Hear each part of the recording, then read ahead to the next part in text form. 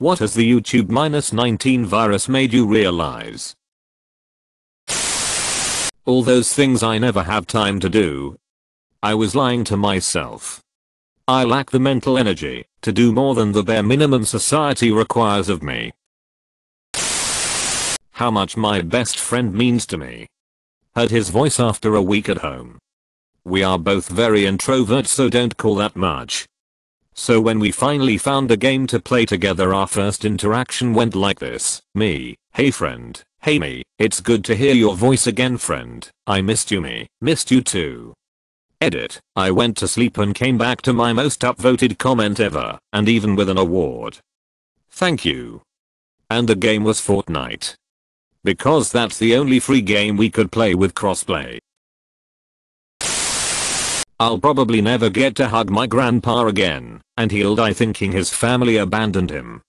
He's over 90, and in a nursing home, he can barely hear, and is almost completely blind, so it's very difficult for him to comprehend what's going on, and why we can't go see him. Because of the lockdown, I found that people think my preferred way of living is hell. Edit, I did not expect to wake up to all these replies and upvotes. Thanks for all the love Reddit fam. Stay strong. Having the option to do something and not doing it sucks far less than not having that option at all. I was not washing my hands enough. Our system isn't prepared for a big outbreak of some kind of sickness. That I basically practice social distancing every day already. A large portion of this country lives paycheck to paycheck. I've always seen the stats, but never fully realized the effect of that until now. Edit, I'm in the US. 1. Truck drivers and healthcare workers really are the backbone of this country too. Confirmed that celebrities are incredibly out of touch with the real world. We're all in this together from my $40 million mansion. Just how privileged I am. Don't get me wrong, I have plenty that keeps me up at night. But compared to the trouble a lot of people are in, my worries are *nothing. This country is full of people having to choose between risking their family's health versus risking eviction. Folks with parents in nursing homes who they can't visit. People with chronic health conditions who are terrified of a flare-up while the hospitals are full. Hospital workers who are living in their garages because there are PPE shortages at work and they are afraid of infecting their families. I can't imagine how much stress a lot of my neighbors are under right now. How much food I actually waste on a regular basis. I always thought we did pretty good about not buying too many groceries, or making too much, ordering too much, etc. How wrong I was. I set a goal for our household that we would use up all of our leftovers before making new stuff. It's forced me to be creative and experiment in the kitchen. Really shows you how long your pantry/fridge can actually last you. That I really want to work from home permanently. This has been the best work week in a while. Grocery store staff are essential workers. Bless them all. That I was working too hard.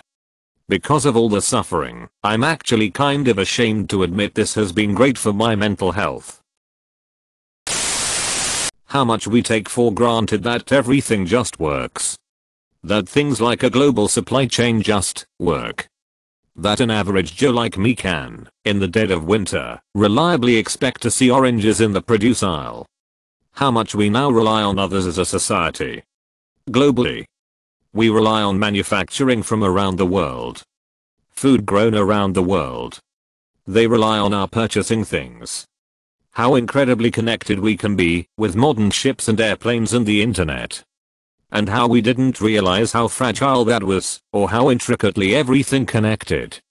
When this all started, I didn't care about toilet paper or food for myself. I only cared about one thing: was I going to be able to feed my cats?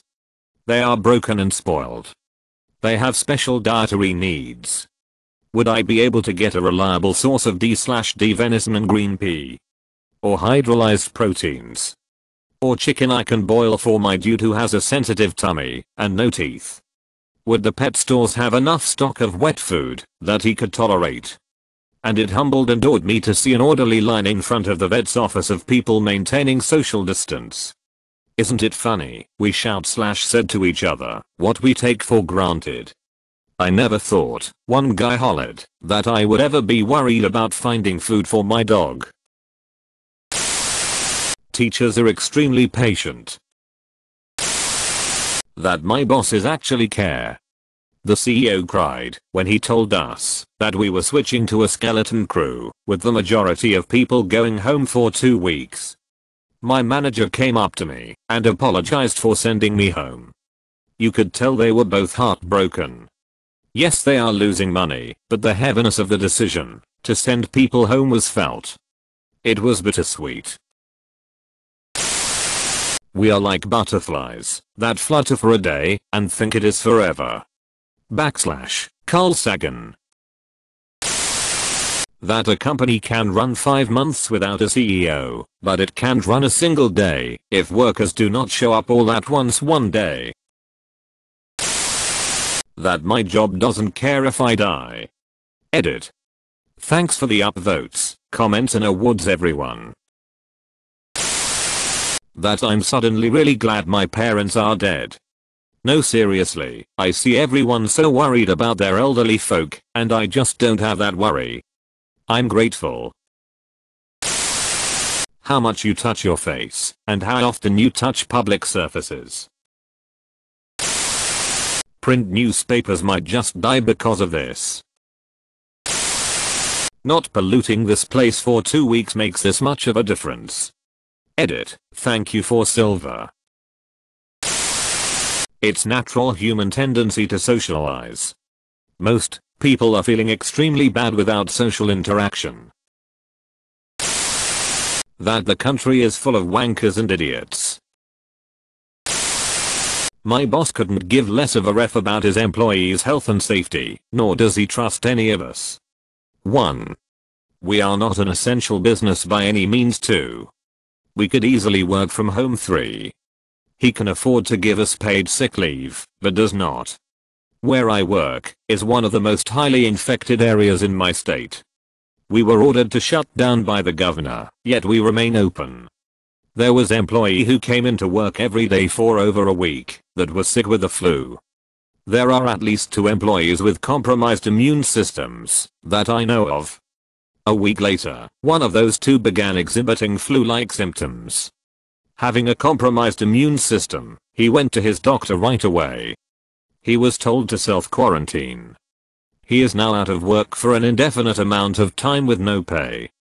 This man already lives paycheck to paycheck due to his medical expenses. After he was quarantined, we were given 1 pack of Clorox wipes and 1 personal-sized bottle of hand sanitizer for the entire office to share.